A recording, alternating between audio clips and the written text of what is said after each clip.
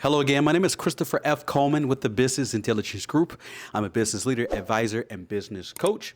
In today's video, I want to find the business principles in a young wide receiver with the Carolina Panthers.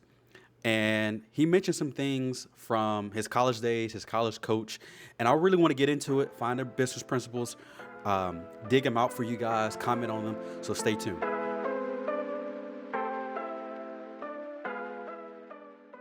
Have here Jimmy Horn Jr. from the University of Colorado, and he was a wide receiver under Coach Prime. Deion Sanders was one of my favorite players growing up. When I was playing football growing up, I wore number 11 because 21 was taken. And so I was a defensive back, and I played some other positions, but my favorite of all time was playing defensive back. And I always wanted to be like Deion Sanders growing up, had the bandana on, and just looking very stylish when you go out in the field. But here we have Jimmy Horn Jr. talking about being prepared for the moment that he's in now. He's about to start training camp, and there's been a lot of buzz about his ability and how his abilities and his skill sets has translated well into the NFL. I just need possession to get the offensive opportunity. Possession is the main thing of a opportunity, not the score. Possession. Then after we take possession, what we want? No, any touchdown, what we want? Field position, give me a little more. Detail. I need a first down. So what's the first down? 10 yards. That's all I need. Gotcha. That's all I need.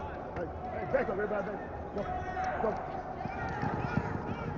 And a lot of people are surprised because he didn't go in the first, second, third round. And so we're going to go here to Nightcap and take a look at this interview with Chad Ochocinco, as well as Shannon Sharp here.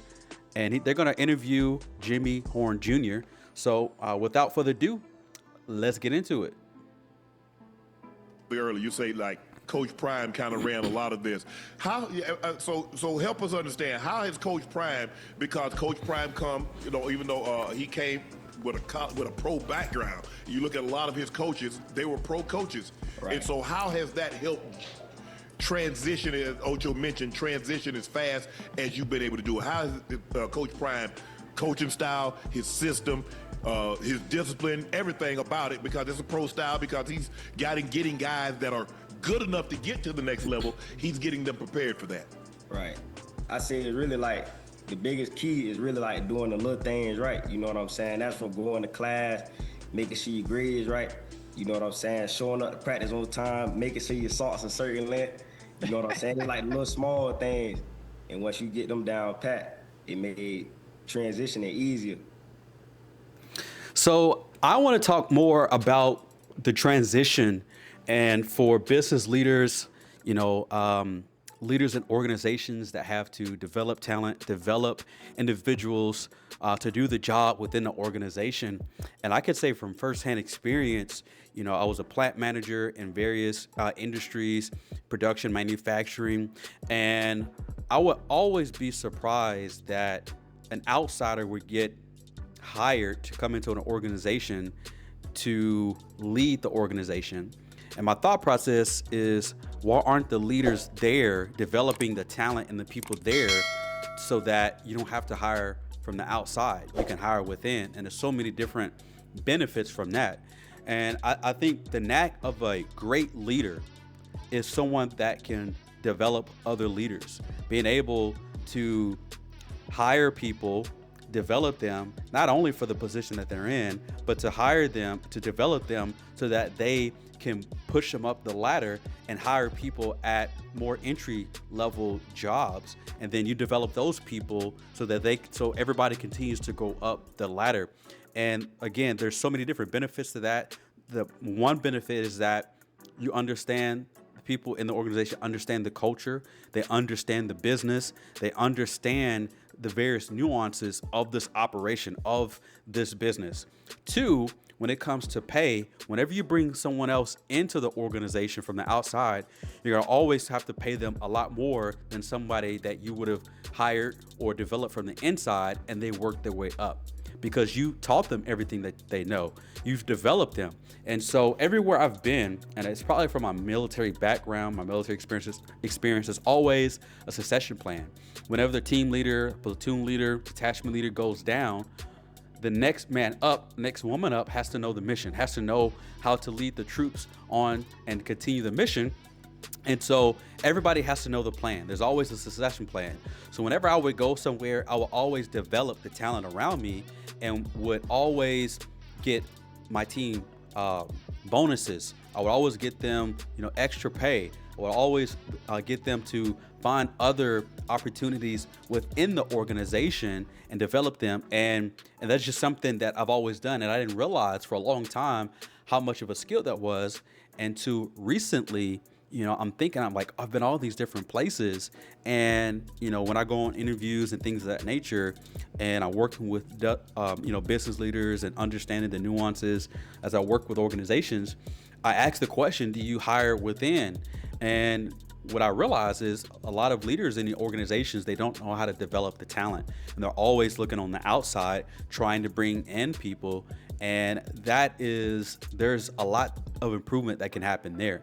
But I just really wanted to share a lot here with the Nightcap podcast because Jimmy Horn Jr., he talked highly of his coach in college, Prime Time, and how he developed him. And one of the things he talked about is doing a lot of the little things right.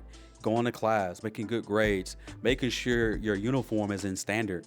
And so as a business leader, as someone that's in a career, one of the things that you want to do is you want to do at least all of the little things right and consistently. Just showing up. My first job coming from overseas was at the Nissan factory in Smyrna, Tennessee. And I was able to get on, hired on to the organization from a temp agency because I just showed up every day. I had no problems. I didn't cause any drama. I had the right uniform on. I did what everybody told me to do. And I learned the assembly line. I learned my job. And then, because people weren't showing up to work on the next shift, I worked third shift. So the first shift, the line lead would say, hey, you think you stay over and do this job? I was like, sure. And I was like, well, can I learn the jobs beside me? Because, sometimes, if I can, stay over to help out first shift, I would love to learn more jobs. So eventually I learned the whole zone that I worked in at the time. I got hired on. I became a line lead. Then I began to learn the whole assembly line. And eventually I became a supervisor. And I went from temp agency to production supervisor less than a year. I think I was making whatever minimum wage was at that time, or $10, $12. I forgot what it was, to making six figures in less than a year. And a lot of it is just showing up on time, doing all of the small things correctly. And I say that to, as the biggest takeaway from this video, doing all the little things correctly and consistently. And then two, for your business leaders, your plant manager, operations manager, any kind of leadership position in an organization, you want to prioritize developing the talent within instead of trying to get talent to come in, because there's so many benefits of developing talent from within. Again, my name is Christerpher F. Coleman with the Business Intelligence Group. I'm a business leader, advisor, and business coach. Catch you in the next one. Peace.